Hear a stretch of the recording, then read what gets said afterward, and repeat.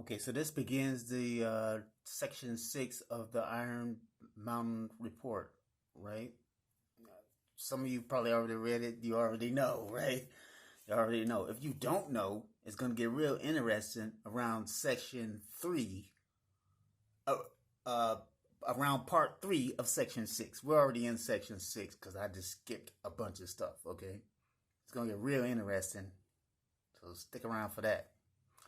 But anyway, we're going to start section 6, section 1 right now. We are back in report from Iron Mountain, and we will begin section 6, substitutes for the function of war.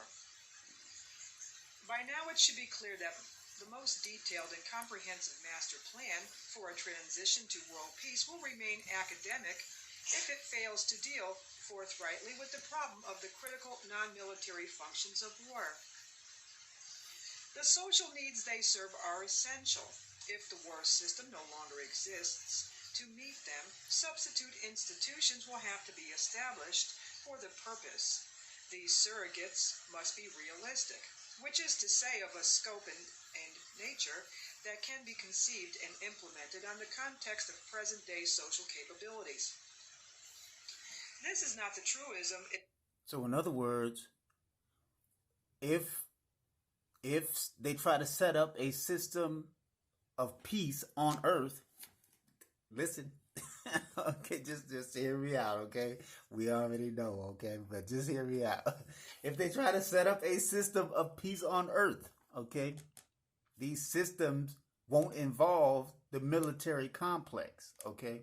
So they have to replace the military complex with other systems, okay? So now this is the important part. Listen to what they want to replace the systems with.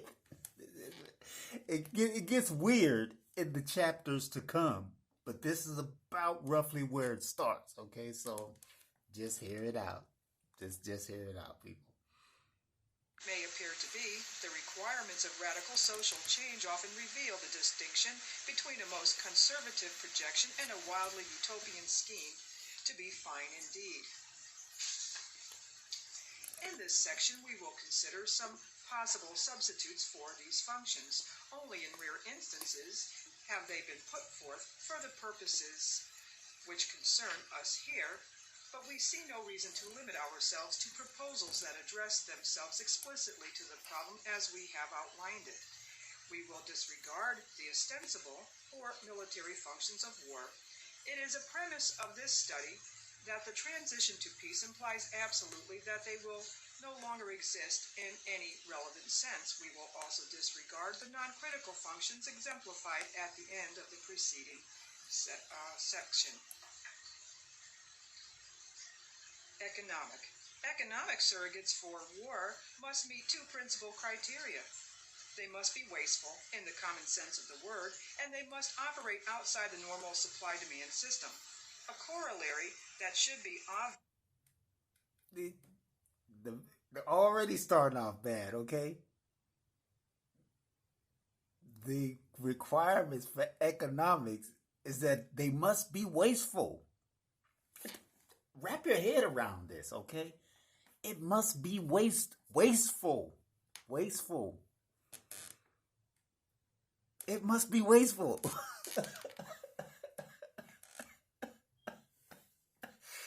If that is not backwards, I don't know what to tell you, okay? It must be wasteful, okay? Because the military complex is already wasteful, and you're not trying to create a hiccup. You're just trying to continue the same system, but do it through a different avenue, okay? Using a different venue, you accomplishing the same thing using a different road, okay? In other words, just hear it out. Just hear it out. It gets weird as it goes on. Is that the magnitude of the waste must be sufficient to meet the needs of a particular society.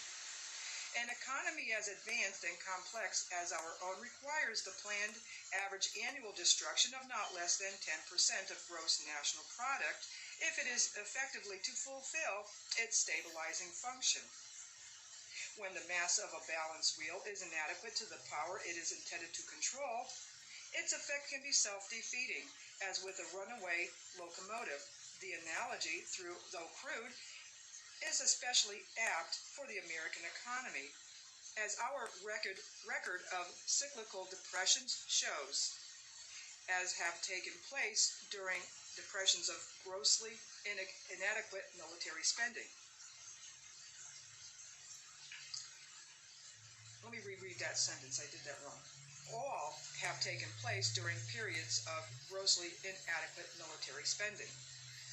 Those few economic conversion programs which by implication acknowledge the non-military economic function of war, at least to some extent, tend to assume that so-called social welfare expenditures will fill the vacuum created by the disappearance of military spending. When one considers the backlog of unfinished business, proposed but still unexecuted in this field, the assumption seems plausible. Let us examine briefly the following list, which is more or less typical of general social welfare programs. Health. Drastic expansion of medical research, education, and training facilities, hospital and clinic construction, the general objective of complete government guaranteed health care for all at a level consistent with current developments in medical technology. Education. The equivalent of the foregoing in teacher training, schools and libraries, the drastic upgrading of standards with the general objective of making available for all an attainable educational goal equivalent to what is now considered a professional degree. Housing. Clean, comfortable, safe, and spacious living space for all at the level now enjoyed by about 15% of the population in this country, less in most others. Transportation. The establishment of a system of mass public transportation, making it possible for all to travel to and from areas of work and recreation quickly, comfortably, and conveniently, and to travel privately for pleasure rather than necessity. Physical environment. The development and protection of water supplies, forests, parks, and other natural resources, the elimination of chemical and bacterial contaminants from air, water, and soil. Poverty. The genuine elimination of poverty defined by a standard consistent with current economic productivity by means of a guaranteed annual income or whatever system of distribution will best assure its achievement. This is only a sampler of the most obvious domestic social welfare items, and we have listed it in a deliberately broad, perhaps extravagant manner. In the past, such a vague and ambitious-sounding program would have been dismissed. Okay, so this is kind of where they started off like a few years ago. Well, not a few years ago, actually a while ago. The social welfare program, okay? It's going to get deep, okay? Because later they get into like aliens and a whole bunch of other stuff that's just completely off the radar. That no one will even dare to even think of that, that would be implemented in order to replace the industrial military complex, okay? Using aliens to replace that idea, to replace those monies and all sorts of other just weird stuff. There's a whole bunch of weird stuff going on, right? So yeah, the first line was the social welfare programs, like she mentioned. That's transportation, it's housing, HUD, whatever. Public aid, whatever. You know what I mean? But that doesn't, considering that the military industrial complex takes up about half of the money annually, that's a big shoe to fill. So social programming, or social programs and all that does not scratch the surface. Okay? Which will probably be another reason why you need people to work from home or to implement some type of disease in order to get people to want to stay home. Which would create more social programs, and that's another subject altogether. Okay, but let me just get back to this because I'm getting way off and I will go way on a tangent somewhere else. But the first one, social welfare, social welfare. Social welfare, not warfare. Social welfare, okay? Out of hand without serious consideration. It would clearly have been prima facie far too costly, quite apart from its political implications. Our objection to it, on the other hand, could hardly be more contradictory. As an economic substitute for war, it is inadequate because it would be far too cheap. If this seems paradoxical, it must be remembered that up to now, all proposed social welfare expenditures have to be measured within the war economy, not as a replacement for it.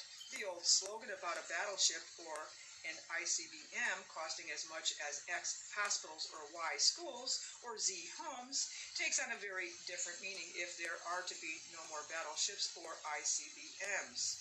Since the list is general, we have... Yeah, so the idea is that they have to match those funds, because if not, you're gonna cause a ripple in the economy. You cause a huge ripple. I mean, certain percentages, we see what that does, okay?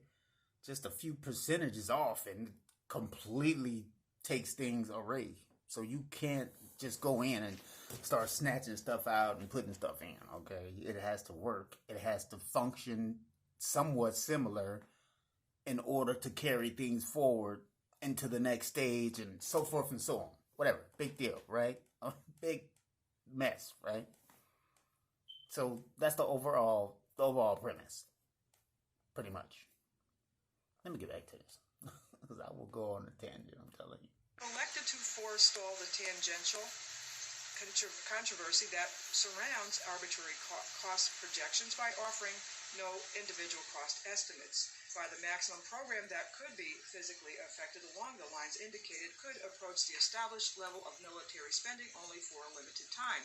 In our opinion, subject to a detailed cost and feasibility analysis less than 10 years in this short period. At this rate, the major goals of the program would have been achieved